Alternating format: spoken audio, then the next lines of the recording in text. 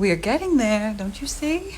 All the things we promised ourselves when we first married. The things you promised yourself. The point is, we're finally getting to where we belong. I always felt I was where I belonged. Because I had you. You mean you needed me to steer us in the right direction? All that glittered wasn't necessarily gold back in the Gilded Age. Mo Rocca looks back on an era that could hold more than a few lessons for today. This is too much! Agnes, don't do anything you'll regret. Season 3 of HBO's The Gilded Age begins this month. Set in the 1880s, it's about old money. Why don't we just go outside and roll in the gutter? It will save time. Meeting new, much bigger money. Good afternoon, Mrs. Russell. Mr. White? We have been in New York City for 3 years, Bertha, watching this house rise from the sidewalk. But we've been stuck down on 30th Street with yesterday's men. As well as the less-known world of upwardly mobile black Americans. That's an actual newspaper. And you helped to print it. In the years between emancipation and the worst of Jim Crow. She's a bit of a revolutionary in her spirit, and she also is a daughter who was raised with a lot of expectations. Denée Benton plays aspiring journalist Peggy Scott. Have you ever thought about writing anything political, Miss Scott? I have. Don't ask her if she's a Republican. Well, why should I align myself with either party when I don't have the right to vote? And do you think it was an exciting time for somebody like a Peggy? You know, honestly, I can't get past how physically uncomfortable it must have been to live in that time, in the clothes you were in, without air conditioning, with the smells of, like, the horses.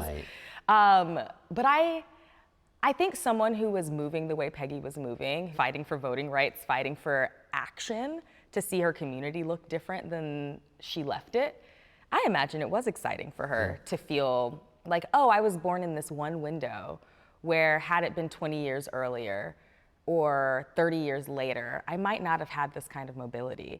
The Gilded Age, roughly the last third of the 19th century, was a time of seismic disruption as the United States moved from the agrarian republic envisioned by the founders to an industrialized powerhouse. We buy. We buy. Every piece of company stock that comes on the market. And not a soul is to hear about it. Hide the purchases. I don't want them traced back to me. Morgan Spector plays George Russell, who is, depending on your point of view, either a reputable captain of industry or a rapacious robber baron. He's kind of an amalgam of the industrialists of this period. He's in railroads, he's in steel, and I think he's also a financial wizard, as I think specifically Jay Gould really was known for at the time. The railroad magnate. The railroad magnate, but also somebody who was incredibly good at inventing new ways of separating people from their money. He doesn't really have constraints on his own behavior. When he needs to do anything to achieve an objective, he does it. You refused my bid, and now I will build a new line alongside yours. Which would wipe me out. I'm afraid that'll be a consequence, yes. The clothes and the sets, are they kind of like a time machine for you? Absolutely, yeah. They really do have to work. Yes. Like, it's sort of impossible to sit in a room like this Yeah. and not let it transport you.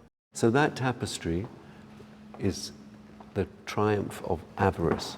This room is in New York City's Morgan Library and Museum, where Colin Bailey is director. It's a lot of space for one person.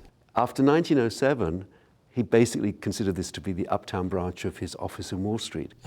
Yes, this was the personal office and library of J.P. Morgan, one of the most prominent figures of the Gilded Age. The Gilded Age is described in many ways, including as an age of unrestraint. Opulent, over the top, a sense of being able to acquire almost anything that he set his heart and mind to acquire. At the time of his death in 1913, Morgan was worth an estimated $80 million, roughly $2.5 billion today. Remember, he's also a profoundly religious man. And indeed, there's a Gutenberg Bible here. There are 3 Gutenberg Bibles here. Right, so we're very proud of that. But who's counting? The era got its name from an 1873 novel by Mark Twain and Charles Dudley Warner a satire of American excess and corruption. It's a wonderful phrase, Gilded Age. The fact that it's Gilded Age, not a golden age. If you take an iron bracelet, right, not very attractive, but if you dip it in gold, it looks pretty good. Edward O'Donnell is a history professor at the College of the Holy Cross.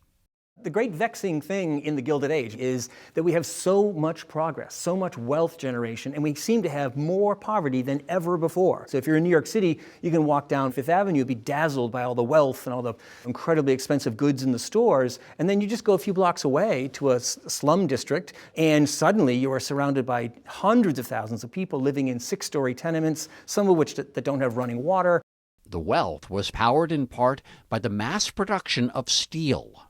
What's the thing that's changed our world in the last 50 years? It's the silicon chip, right? Steel is the thing that does that in the Gilded Age. It makes skyscrapers possible. It makes the Transcontinental Railroad possible. It makes gigantic factories with heavy, complex, new machinery possible. For those who lived through it, did it feel like a lot was changing? I think the average person in the Gilded Age had a real sense that things are changing really fast.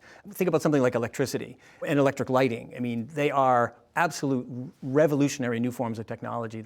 Entire cities going to be illuminated at night. Indoor spaces going to be illuminated. You can stay up later and read a book. Unprecedented wealth, grinding poverty, and a federal government providing few safeguards. There's a great cartoon from the era called The Bosses of the Senate, and it shows, little U.S. senators in the Senate chamber, and looming above them are these huge industrialists, literally in the shape of money bags, scowling down upon them, the copper trust, the steel trust, and so forth. And is it fair, that depiction? I think it is, because there are no rules. I mean, even bribery is not even very well defined. The greatest powers in America are not the government. It's John D. Rockefeller, it's Vanderbilt, it's all these titans, and they are not elected. If you don't like a governor, if you don't like a senator, you don't like a president, you vote him out of office. But you couldn't vote Rockefeller, Vanderbilt, or steel industry king Andrew Carnegie out of their positions of influence. The idea that Andrew Carnegie has one vote and one of his workers has one vote, therefore they're equal, is not true. Carnegie can send a telegram to the president, and the president will answer him and will help him, whether it's to stay on the gold standard or to keep the tariff high. That is a kind of power that nobody but a handful of people in America have. It should be noted that during his final decades, Carnegie gave away 90% of his fortune to charities and universities and for the creation of more than 2,500 free libraries. It's interesting, though, not to put the Carnegies and all of them on a pedestal, but, they built libraries, and now, I don't know what our billionaires are doing. It's a very different, social sense of responsibility. Or so it would appear. Today's billionaires, take note.